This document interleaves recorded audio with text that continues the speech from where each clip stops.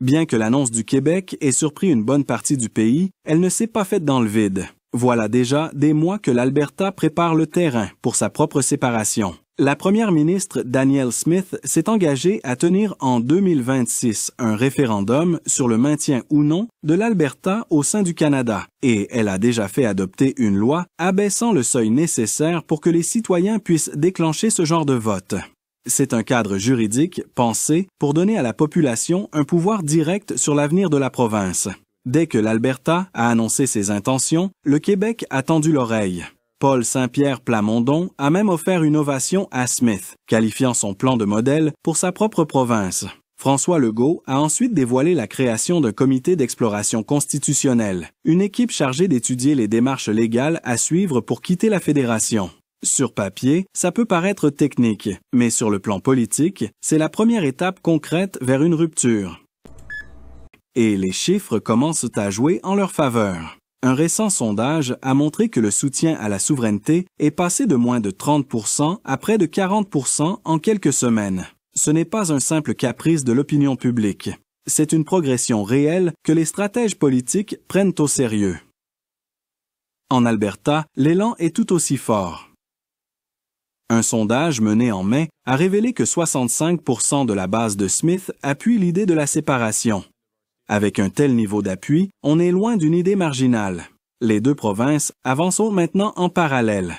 L'Alberta consolide son dossier juridique, le Québec bâtit son plan politique. L'Alberta et le Québec avancent en synchronisation. La Sovereignty Within a United Canada Act de l'Alberta n'a pas été qu'un geste symbolique. Elle a abaissé le seuil nécessaire pour lancer une pétition de séparation, donnant ainsi aux citoyens ordinaires plus de poids dans le processus.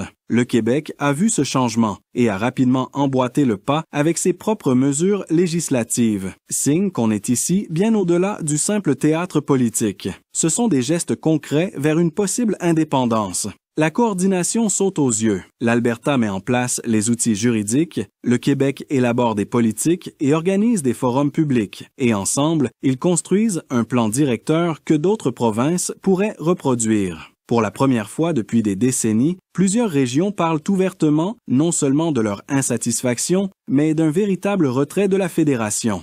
Et elles le font avec des échéanciers, des stratégies légales et une mobilisation citoyenne. Alors que cette nouvelle vague de planification séparatiste gagne du terrain, une idée marginale, mais révélatrice, commence à circuler. La possibilité de rejoindre les États-Unis comme 51e État. Ce n'est pas une politique officielle, ni un projet sérieusement étudié dans les bureaux politiques, mais le simple fait que le sujet soit discuté, même à moitié en blague sur Internet, montre à quel point la confiance envers Ottawa s'est effondrée. Pour l'instant, la plus grande question n'est pas de savoir si on va continuer à parler de quitter le Canada, mais quelle province fera le premier pas concret, et si ce geste ouvrira la porte aux autres. Tout ce que vous payez en impôt sur le revenu, 100% de ce que vous payez, ne sert pas à faire marcher les hôpitaux, les écoles, les services publics, pas du tout, ça part tout dans le service de la dette, c'est-à-dire ça part dans les poches des riches qui ont prêté à l'État, parce que l'État a renoncé à créer lui-même la monnaie dont il a besoin. Nous ont obligés à nous endetter auprès d'acteurs privés, donc des gens qui par définition ont de l'argent, s'ils peuvent nous prêter c'est qu'ils ont de l'argent, à nous endetter auprès de ces gens-là, en leur payant un intérêt. Et cet intérêt, alors il a grandi depuis 73. Le service de la dette, juste les intérêts, l'État le prend par l'impôt sur le revenu et le donne aux riches.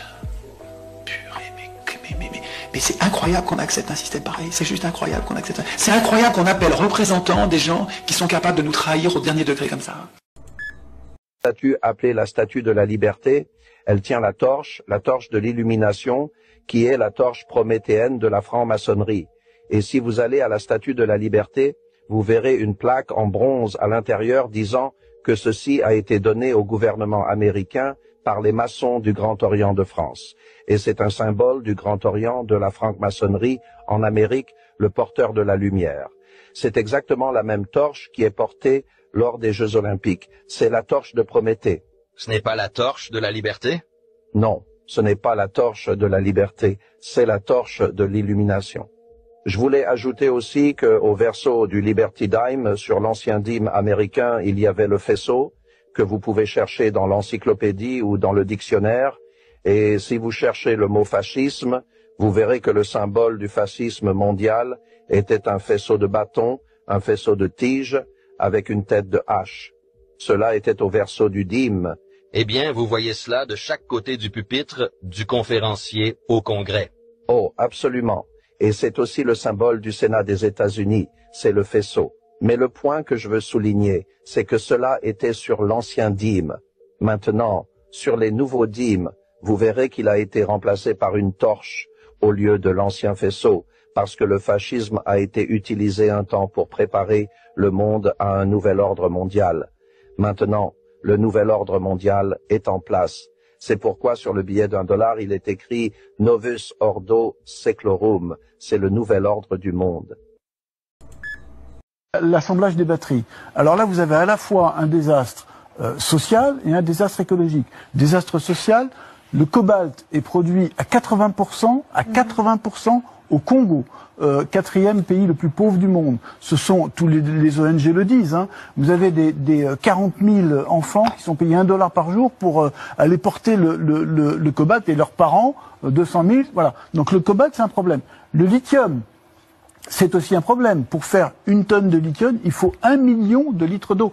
J'ai fait le calcul, pour faire une batterie, il faut la consommation de 500 personnes pendant 1 an d'eau pour faire une batterie. Pour une batterie. Les terres rares, 80% des terres rares détenues par la Chine. Alors on se dit, mais... Emmanuel Macron, il promet de développer les mines de lithium en France. C'est impossible.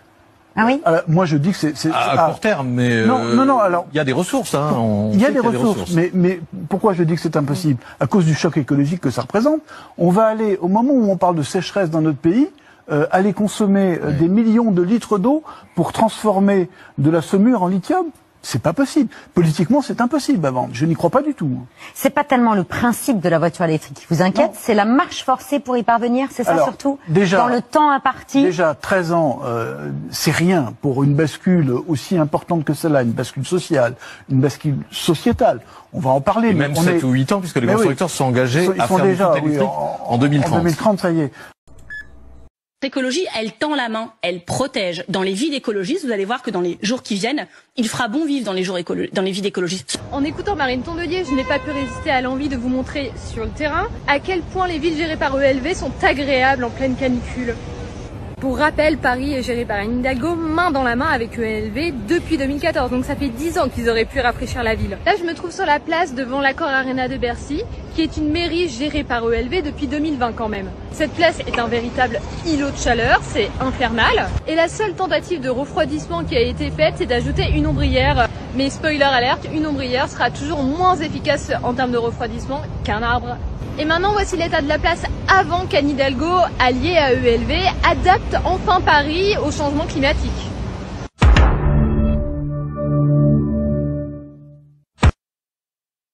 À un moment, ça serait bien qu'il y ait quelques journalistes compétents sur les plateaux télé pour mettre Marine Tondelier face à ses mensonges.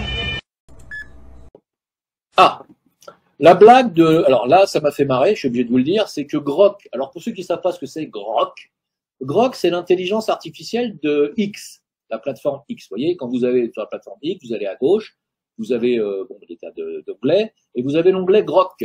Alors, vous tapez sur Grok, et si vous ouvrez Grok, qui va ouvrir une page, vous pouvez lui demander n'importe quoi. Par exemple, salut Grok, est-ce que Sahal a fait exprès de bombarder les journalistes de Al Jazeera, par exemple. Et Grok, à ce moment-là, te répond. Alors attention, qu'est-ce qu'il va répondre? La question de savoir si Sahal a intentionnellement contexte des accusations. Alors il te sort tout un truc, les contextes, les arguments, bla bla bla bla bla bla bla. En général, on lit pas parce que ça, on en a rien à foutre. Et au final, il va nous faire une conclusion, genre. Alors j'attends la suite. Attends, j'attends la fin. Parce que là, il nous fait tout un développement, c'est un gros travail. Très bien. Ça s'appelle une intelligence artificielle. Conclusion, les éléments disponibles suggèrent que Tsahal a intentionnellement ciblé Anas al-Sharif, le considérant comme une cible militaire en raison de son prétendu rôle dans le Hamas. Très bien. Très bien. Alors, figurez-vous que, bon, il est obligé de dire la vérité, Grok. Mais figurez-vous qu'il a été suspendu par les algorithmes de X parce que il a admis qu'Israël commettait un génocide.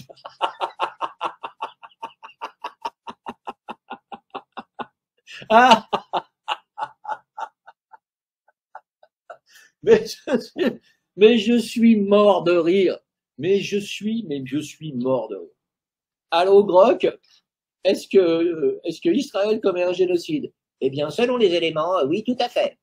Hop, suspendu par les algorithmes. Je suis désolé, mais ça me fait rire. Voilà. Non, mais franchement, c'est drôle. Ah, c'est drôle. C'est pour ça que je vous dis qu'à un moment donné, ça peut pas tenir, dans l'histoire à Israël. Vos mensonges peuvent pas tenir.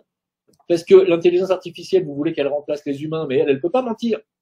Donc, elle peut pas faire comme vos envoyés spéciaux, là, vos faux journalistes, vos représentants de l'armée israélienne, machin. Ils lui font que mentir. Mais tu peux pas demander de mentir à une intelligence artificielle à qui tu donnes les faits. Eux, ils sont obligés de faire un truc. Ah bah non, oui, effectivement, c'est ce que nous voyons. Ils sont obligés. Donc vous allez être niqués tôt ou tard. Le mensonge pourra pas fonctionner. Vous voyez qu'il y a du bon dans l'intelligence artificielle. Non mais c'est excellent.